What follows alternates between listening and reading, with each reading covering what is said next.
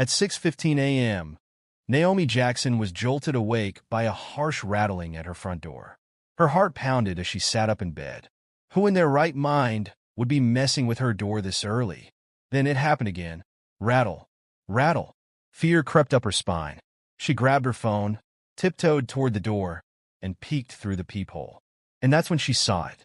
A familiar face, twisted with anger, eyes burning with hatred. It was her next-door neighbor. And when Naomi finally opened the door, she came face to face with racism itself. Before we go any further, subscribe to the channel and comment below where you are watching from. For our returning subscribers, thank you so much for your unwavering support. It truly means a lot to our community.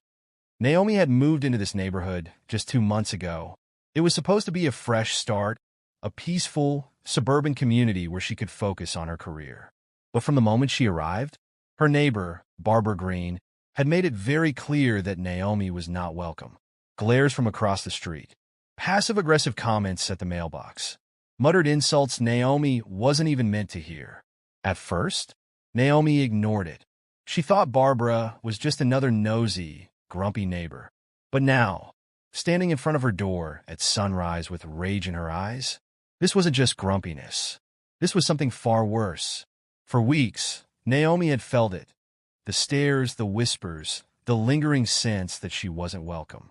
At first, she brushed it off. She wasn't the kind of person to assume the worst about people. But the longer she lived in this neighborhood, the clearer it became. Barbara Green wasn't just watching her. She was waiting for Naomi to make a mistake, for an excuse to complain, for any reason to prove she didn't belong. And when Barbara couldn't find a reason, she decided to create one. Strange coincidences start happening. The first time it happened, Naomi thought it was bad luck. One morning, she found her mail scattered on the ground, as if someone had ripped it from her mailbox. She sighed, assuming it had been the wind, and gathered the letters. But then it happened again, and again. Her mail constantly went missing or arrived opened. Packages were marked as delivered, but were nowhere to be found. Her house was the only one on the street accidentally skipped by the mailman. Still, Naomi refused to jump to conclusions. But then, things got worse. It started with small acts of inconvenience. Trash bins mysteriously moved. Naomi would set her trash out neatly, only to find it knocked over or placed in the middle of her driveway the next morning. Mistaken identity incidents. Barbara introduced Naomi incorrectly to other neighbors at a community meeting. "Oh, this is Nicole. Wait, sorry, Natalie, right? She's just renting." Naomi's name was Naomi, and she wasn't renting. Car trouble. Naomi woke up one morning to find her tire completely flat. A nail had been driven deep into the rubber. Still, she gave Barbara the benefit of the doubt. Until the night Barbara crossed the line. One evening, Naomi was settling in with a cup of tea, watching TV. Her lights were on. The front door was locked. It was just a normal, peaceful night, until a police cruiser pulled up in her driveway. Naomi's heart pounded as she opened the door. "Ma'am, we received a report of suspicious activity at this residence," the officer said. Naomi blinked. "Suspicious activity? I live here." The officer glanced at his notes. The caller claimed there was a stranger breaking in. Naomi's stomach dropped.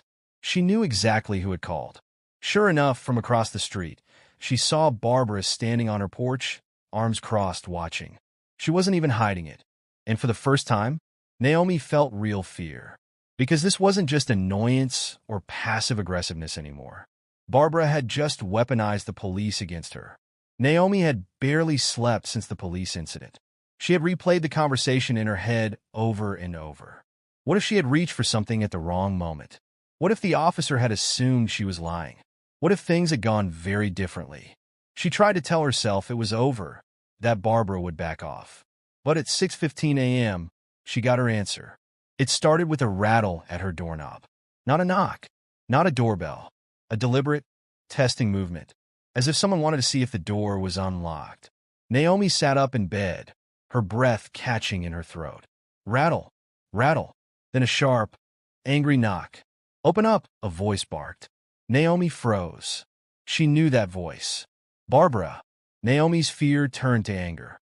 She had tried to be nice. She had tried to ignore it. She had tried to let it go. But now, Barbara was on her doorstep, demanding a confrontation. Naomi wasn't backing down this time. She took a deep breath and flung the door open. And when she saw Barbara's face, for the first time, she wasn't afraid anymore. Barbara Green stood on Naomi's porch, her face twisted with anger and entitlement. "Open up," she barked again, rattling the door one more time for good measure.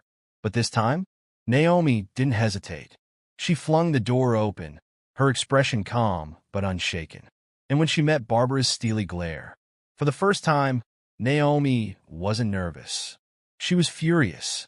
Barbara's justification falls apart.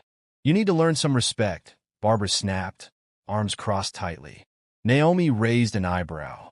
"Respect," she said, folding her arms. "You mean like the respect you showed when you called the police on me? Or when you had my trash bins moved? Or when you told the HOA I was just a renter?" Barbara's face twitched. She hadn't expected Naomi to confront her head-on. "I don't know what you're talking about," Barbara scoffed. "You're just being paranoid." Naomi tilted her head, studying her. "Paranoid," she repeated. "So it wasn't you who told the police that a suspicious black woman was breaking into her own house?" Barbara's jaw tightened. "I never said that." Naomi smirked. "Oh, really? Because I have the police report that says otherwise." Naomi had been keeping records. Barbara's face went pale, because she hadn't expected Naomi to fight back. But what she didn't know was that Naomi had been preparing for this moment all along. She turned, grabbed her phone, and pulled up an email from the HOA. Fake noise complaints? Documented. Trash bin tampering? Photos taken. The police report from the suspicious person call? Filed. And the best part? Naomi had installed a security camera above her front door. And that camera had caught everything, including Barbara rattling the door handle. Barbara's breath hitched. Her eyes flicked from Naomi's phone to the small security camera mounted just above the doorframe. "You've been recording me," she hissed. Naomi's smile didn't waver. "No," she said smoothly. "I've been protecting myself." Barbara's lips parted, but no words came out. She had lost control of the situation. For years, she had used subtle intimidation to get her way. But now, Naomi had proof, and she was ready to use it. Later that week, Naomi did something Barbara never expected. She didn't just report her to the HOA. She showed up at the next meeting with a presentation. In a room full of neighbors, Naomi stood tall and clicked through slides. Emails, photos, videos of Barbara's harassment. Barbara sat stone-faced, her fingers gripping the arms of her chair. By the time Naomi finished speaking, the room was dead silent. And then, someone stood up. "I always thought something was off," one woman murmured. "She lied about my dog being aggressive," another added. The dam had broken. Barbara hadn't just been harassing Naomi. She had been manipulating the entire neighborhood. And now, everyone knew. The HOA voted unanimously to take action. Barbara was formally warned for harassment. The police were made aware of her false report. She was removed from the neighborhood committee. But the biggest blow? She had publicly lost her power. The same neighbors she had once whispered to behind Naomi's back, now, they wouldn't even look at her. Barbara had spent years controlling the narrative. But Naomi had just rewritten the entire story. Barbara Green had spent years ruling the neighborhood with an iron fist. She controlled the HOA. She influenced the gossip. She made sure everyone knew their place. But now, the power she had clung to so tightly was gone. And the worst part? She had no one to blame but herself. The neighborhood felt different now, but only to Barbara. She could feel the shift. No more friendly nods from neighbors. No more casual conversations at the mailbox. No more invitations to exclusive neighborhood gatherings.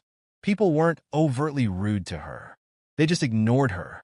And for someone like Barbara, that was worse than being yelled at. She had always been the center of attention, the one who set the rules. Now, she was just another neighbor, one whose power had vanished overnight. Meanwhile, Naomi thrived. With Barbara's influence gone, the neighborhood opened up to her in ways she had never imagined. Neighbors who once kept their distance now waved and chatted. She received a formal apology from the HOA for the wrongful complaints. The police department placed Barbara on a watch list for filing false reports. And best of all, Naomi could finally enjoy her home without looking over her shoulder. She had won, not by screaming, not by stooping to Barbara's level, but by proving the truth and letting it do the work for her. But Barbara? She wasn't done yet. Humiliated and isolated, she made one last, pathetic attempt to restore her image. She hosted a neighborhood charity event, but almost no one showed up. She tried starting new gossip about Naomi, but the damage to her credibility was too severe. She attempted to run for HOA leadership again, but was disqualified due to her recent misconduct. The message was clear. Barbara had spent years treating people like pawns in her game, and now she was on the outside looking in. For the first time in her life, she had no control, and it ate her alive. One afternoon, Naomi was watering her plants when she heard a for sale sign being hammered into Barbara's yard. She turned, eyebrows raised. Barbara stood on her porch, arms crossed, face tight with barely concealed rage. Their eyes met, and for a moment, Barbara looked like she wanted to say something, but she didn't. She just turned away and walked inside, because deep down, she knew. She had lost. She had pushed and pushed until there was nothing left for her here. And now, she was the one who had to leave. Barbara Green had ruled the neighborhood for years, shaping it in her image, controlling who fit in and who didn't. But now, her departure left a void. And for the first time, the community had a chance to change. In Naomi, she wasn't just a new homeowner anymore. She had become the symbol of that change.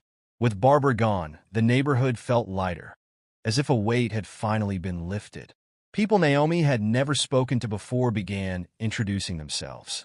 Families started gathering for barbecues and outdoor events, something Barbara had discouraged. The HOA introduced new rules to prevent future harassment cases like Naomi's. And the best part? People started holding each other accountable. Where once gossip and division had thrived, now there was conversation and community. Naomi no longer felt like an outsider. She was home. Barbara had left, but her story followed her. Her history of false complaints was on public record. Her mistreatment of Naomi had gone viral after a neighbor shared the HOA meeting footage. Even in a new town, people knew who she was. She had spent years controlling others. Now, her own past controlled her. And that was the ultimate karma. Naomi didn't need a grand celebration. She didn't need revenge. Her victory was simple. She could finally live in peace. She drank her morning coffee without looking over her shoulder. She decorated her yard without fear of complaints. She walked through her neighborhood knowing she belonged. Barbara thought she could erase Naomi's presence. Instead, Naomi had erased hers. And that was the best revenge of all. Respect isn't about power. It's about treating people with dignity. If you believe in standing up for what's right, subscribe for more inspiring stories.